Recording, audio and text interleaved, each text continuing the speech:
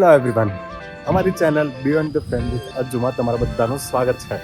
હમણાં 4-5 દિવસ માટે મુંબઈ જવાનું થયું છે એક વર્કશોપ અટેન્ડ કરવા. તો વિચાર્યું કે હજુ એક બ્લોગ ઢીબી નાખે તો તમારા માટે પ્રસ્તુત છે મુંબઈનો અમારો આ વર્કશોપનો બ્લોગ. તો લાઈક કરજો, સબસ્ક્રાઇબ, શેર અને આખો બ્લોગ જોવાનું ભૂલતા નહીં. રામ રામ. અને થોડી વારમાં આવી ગઈ આપણી કેબ, સામાન લોડ કરી દીધો, નીકળી ગયા આપણે સ્ટેશન તરફ. હું ઘણા ટાઈમથી ગાંધીનગરમાં રહું છું તો સુરતના દોસ્તારો પૂછે કે તું ગાંધીનગર કેમ કરે છે? તેનો જવાબ અહીંયા છે. જો રસ્તા કેટલા ખાલી છે, નો પીપી પોપ, એકદમ શાંતિપ્રિય જીવન. બીજું હું જોઈએ, ખાઈ પીને ધુબાકા. આ બધા વ્યૂ જોતા જોતા આપણે આવી ગયા હતા રેલવે સ્ટેશન સુધી. રેલવે સ્ટેશન એકદમ પડ્યું તો ખાલી ખમ, કોઈ લાઈનો નહીં, કોઈ ટ્રાફિક નહીં. અંદર એન્ટ્રી કરતા એવું લાગે કે આ રેલવે સ્ટેશન નહીં, કોઈ હોટલમાં આપણે એન્ટ્રી કરીએ છીએ. આ છે ગાંધીનગરનું રેલવે સ્ટેશન. ટિકિટ બારીમાં કોઈ પ્રકારની તમને લાઈન ન મળે. સીધા આપણે તો રિઝર્વેશન હતું એટલે આપણે સીધા પહોંચી ગયા હતા અંદર વેઇટિંગ રૂમમાં. અને આ વેઇટિંગ રૂમ જોતા તો એવું લાગે ભાઈ લોકો ઓછા છે અને એસી વધારે છે. લોકો કરતાં તો એસીની સંખ્યા વધારે હતી. તો આટલી શાંતિ હોય તો કોને ન ગમે?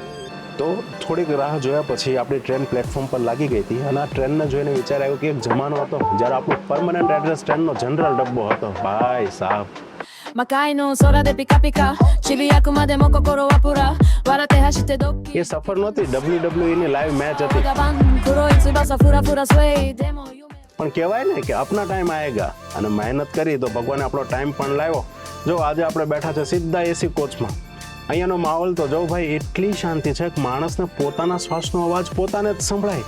ક્યાં અહીંયા જનરલના ડબ્બાનું પેલું ચાયવાળાનું ચાયના રાડા, અને ક્યાં અહીંયાના લોકોની પેલી એક્સક્યુઝ મી વાળી ફોર્માલિટી. તો જનરલના ડબ્બાથી લઈને એસી કોચ સુધીની આ સફરે મને એ જ શીખવાડ્યું છે કે લાઈફમાં ગમે એવા ધક્કા ખાવા પડે પણ ભાઈ મહેનત તો કરતા રહેવું પડશે. અને હા, આ હતી પેપરમાં વડાપાવ ખાવાથી લઈને હાથમાં પેપર પકડીને વાંચવા સુધીની મારી આ સફર. અને હજુ તો ટ્રેનમાં બેસીને શ્વાસ નહોતો લીધો અને નજારા જોવામાં વ્યસ્ત હતો ત્યાં તો ટ્રેન આવીને ઊભી રહી ગઈ મારા ઘરના આંગણે. ઘરની બિલકુલ નજીક આવીને ઘરે ન જઈ શકવાની જે લાચારી છે ને, બસ એનું જ નામ જવાબદારી છે. અને પછી આપણી ટ્રેન નીકળી ગઈ આગળ મુંબઈ તરફ.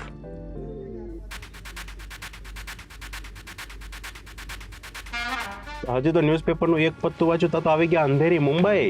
એટલે એક પત્તું એટલે કેમ કે એ લોકો ઇંગ્લિશમાં છાપવું આપ્યું હતું. ને અહીંયાથી અમારે જવાનું હતું પવાઈ. અને પછી અમે ત્યાંથી કરી લીધી રિક્ષા હોટલ જવા માટે. પણ આ રિક્ષાવાળા ભાઈ રોંગ સાઈડમાં એવી રીતે ગાડી ભગાવે છે કે જાણે અમે ધૂમ 4નું એનું ઓડિશન લેવાનું આવ્યો હોય. હવે ખબર નહીં આ ભાઈ આપણને હોટલ પહોંચાડશે કે સીધા ઉપર.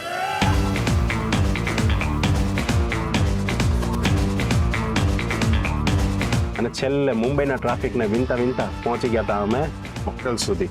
બહુ લેટ થઈ ગયું, થાકી ગયા હતા. એટલે હોટલ કાલે જ બતાવીશ. આ છે આપણા રાત્રિ રોકાણની વ્યવસ્થા. ત્યાં સુધી બધાને ગુડ નાઇટ. કાલે બતાવીશ તમને કે હું ક્યાં રોકાયો છું અને હોટલ કેવી દેખાય છે. તો બધાને ગુડ મોર્નિંગ. અને આજે છે આપણા વર્કશોપનો ડે 1 અને આ હતું મારું OOTD. હવે OOTD શું છે જેને ગૂગલ કરતા હો પછી હું ક્યાં રોકાયો છું ને તમારો ભાઈ હોટલ બતાવી દઉં. જાઓ ફટાફટ આવો.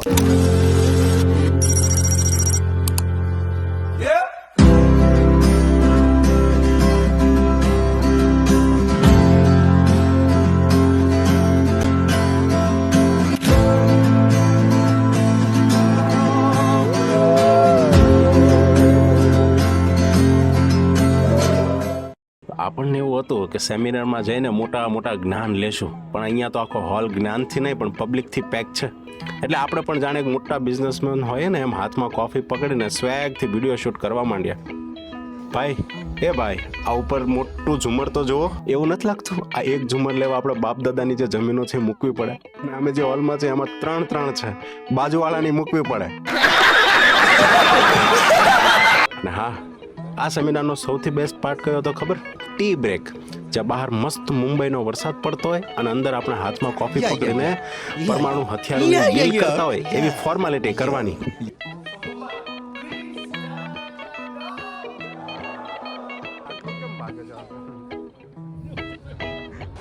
તો આપણી વર્કશોપ તો છે 3 દિવસની, અને હજુ પહેલો દિવસ પતી ગયો છે અને પૂરો થતાં રાતના લગભગ 8:45 થઈ ગયા છે. અને 8:45 અમારા મિત્રો કહે છે કે હવે અમને સિદ્ધિવિનાયક જવું છે. હવે 9 વાગે અમે લોકો છીએ પવાઈમાં, અને પવાઈથી સિદ્ધિવિનાયક જવામાં અમને 2 કલાક થાય. મંદિર ખુલ્લું હશે કે નહીં કંઈ ખબર નથી, પણ આપણે તો માથે બિરુદ લઈ લીધું છે કે જવાનું છે.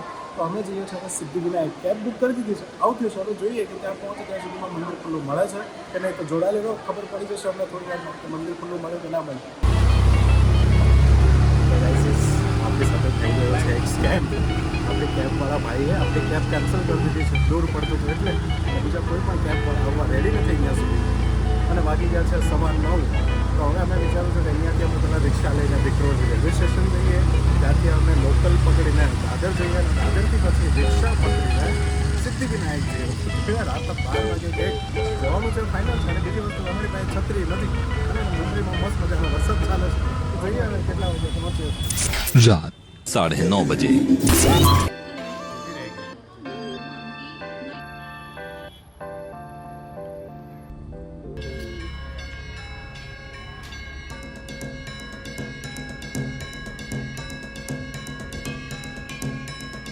તો ફાઇનલી રાતના 10:30 અમે પહોંચી ગયા. હવે અમે દર્શન કરી લઈએ, તમે કરી લો સાથે સાથે. અને હા, ગણપતિ બાપ્પા મોરિયા કોમેન્ટ કરવાનું ભૂલતા નહીં.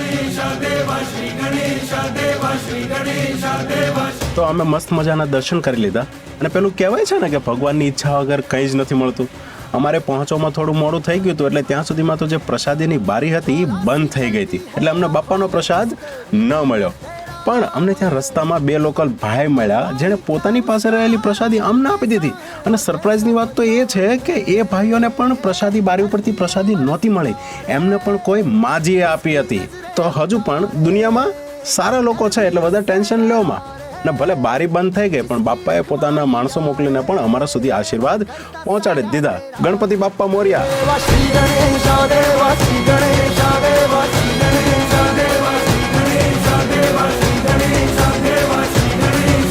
અને એવું લાગે છે કે હવે રાતે લગભગ હોટલ પર પહોંચતા પહોંચતા અમને રાતના 1:30-2 વાગી જવાના છે. તો હવે સીધા આપણે કાલે ડે 2માં મળશું. And good morning public, welcome to the day 2. આ હતું મારું આજનું OOTD. હવે તો ખબર છે ને OOTD શું છે? અલા હજુ ન કરી તો હજુ ગૂગલ કરતા આવજો. અને કાલના જેમ આજે પણ અમારા વર્કશોપનો ડે આખો પૂરો થશે.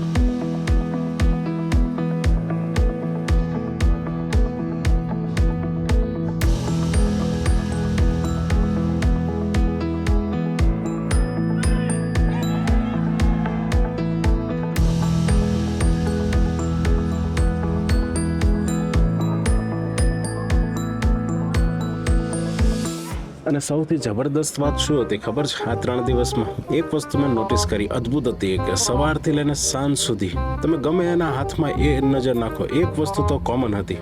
अबे जल्दी बोल, कल सुबह पनवेल निकलना है. અને એ હતી કોફી. ભાઈ સાહેબ, આ લોકો અહીંયા વર્કશોપ કરવા આવ્યા હતા, કોફી ટેસ્ટ કરવા એ જ ખબર નહોતી પડતી. સવાર સાંજ બસ કોફી કોફી કોફી. તમે કોફી પીતા નથી, કોફીનો નશો કરે છે. નશો છોડો, નાય છે આ લોકો કોફીથી. અને હા, આ 3 દિવસમાં મેં શું ઢીચું છે અને શું ખાધું છે એની એક ઝલક જોતા જાઓ તો એનાથી બાકી ન રહી જાય.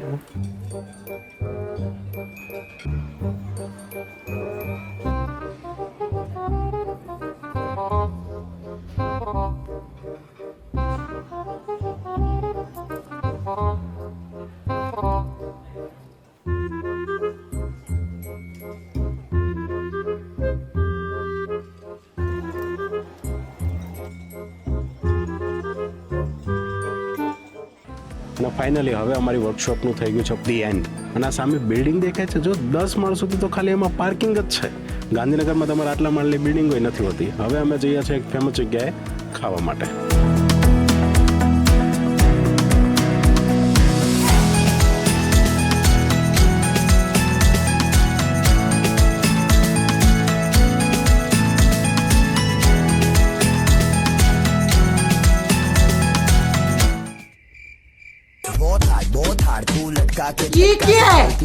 અને આ જગ્યા જો ધ્યાનથી જોજો, ક્યાંક ને ક્યાંક તો તમે જોઈશ 50 વાર જોયો હશે, અને સ્પેશિયલ મૂવીમાં જોયો હશે. જેને ખબર પડે કે આ કઈ જગ્યા છે એ કોમેન્ટ કરજો, હું તમને જવાબ આપીશ.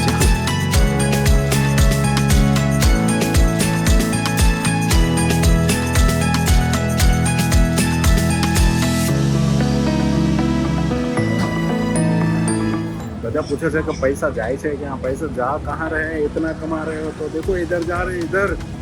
ક્યાં હતા અમે લોકો હતા છેક મરોલમાં, ત્યાંથી આગળ પવઈમાં, અને પવઈથી અમે લોકો છેક આવ્યા છે કોલાબા. કેમ? ખુશવા હારું, ખાવા હારું. બગદાદી છેક કોલાબા 1.5 કલાકની કેબ કરીને અહીંયા જાય છે બધા પૈસા. અને અહીંયાથી અહીંયા આવીને શું જોવે છે? લાંબી લાઈન છે. કેટલી બતાવો, વરસાદ છે તોય તે. बैगन कोई बात नहीं. हम तो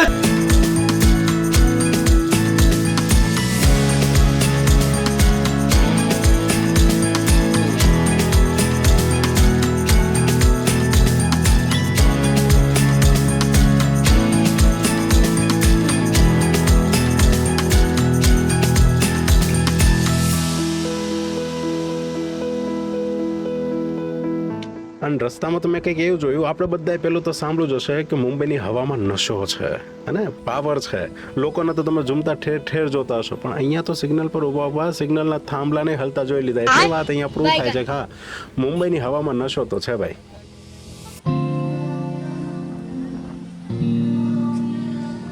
जरा हट के जरा बच के ये है बॉम्बे मेरी जान. અને મુંબઈને અલવિદા કહેતા પહેલા એક જગ્યાએ તો જવું જરૂરી જ હોય, જે છે મરીન ડ્રાઈવ. આખા મુંબઈની પબ્લિક પોતાના કોમ્પ્યુટરનું રિફ્રેશ બટન દબાવવા અહીંયા આવીને બેસી જાય. દરિયા કિનારે બેસે ને એટલે એકદમ ઠંડો પવન ખાવાનો અને સામે મુંબઈની આ લાઇટ્સો જોવાની. આજુબાજુ ભલે હજારો લોકો બેઠા હોય, પણ મરીન ડ્રાઈવ પર જે સુકૂન મળે ને બસ, આહા. दिल है मुश्किल जीना यहाँ जरा हट के जरा बच के ये है बॉम्बे मेरी जान. આખા મુંબઈના ધક્કા અને ટેન્શનને એક સેકન્ડમાં ભૂલાવી દે. એટલે જ તો આ પબ્લિક મુંબઈને આટલો પ્રેમ કરે છે. कहीं बिल्डिंग कहीं ट्राम में कहीं मोटर कहीं मिलता है यहाँ सब कुछ एक मिलता नहीं दिल. कहीं बिल्डिंग कहीं ट्राम में कहीं मोटर कहीं मिल છેલ્લે મુંબઈને મસ્ત અલવિદા કહીને અમે લોકોએ કેબ કરીને નીકળી ગયા મુંબઈ સેન્ટ્રલ તરફ. ત્યાંથી અમારી ટ્રેન હતી અને ટ્રેનમાં જ આજે પલળેલા કપડાં હતા, યાદો સાથે કપડાંને ત્યાં જ બદલી દીધા ટ્રેનમાં અને ચડી ગયા અમે ટ્રેનમાં અહેમદાબાદ જવા માટે. ત્યાંથી અમે પહોંચી જશું ગાંધીનગર. બ્લોગના પૂર્ણાહતિ કરતા પહેલા આપણી પહેલી જે 2 લાઈન છે એ તો સાંભળતા જાઓ. દિલ પર પથ્થર મૂકો અને સાંભળી લો. સફર કા મજા લેના હૈ तो सामान कम रखिए, अगर सफर का मजा लेना है तो सामान कम रखिए, और अगर जिंदगी का मजा लेना है तो दिल में कोई मलाल मत रखिए. મુંબઈની આ દોડતી ભાગતી લાઈફ, ટ્રેનના જનરલથી લઈને એસી કોચ સુધીની સફર અને સિદ્ધિવિનાયક બાપાના અદ્ભુત આશીર્વાદ બાદ આ ટ્રીપ ખરેખર લાઈફ ટાઈમ યાદ રહેશે. અને મુંબઈ ભલે ગમે એટલું ભીડભાડવાળું હોય, પણ આ શહેર દિલ જીતતા જરૂર શીખવાડે છે. અને આ તમને જો આ વિડીયો ગમ્યો હોય તો લાઈક, શેર, સબસ્ક્રાઇબ કરજો. ગણપતિ બાપ્પા મોરિયા કોમેન્ટ કરજો અને મળીએ આવી જ કોઈ બીજી એક સફરમાં. ત્યાં સુધી આવજો. રામ રામ. પિક્ચર અભી બાકી હે મેરે દોસ્ત.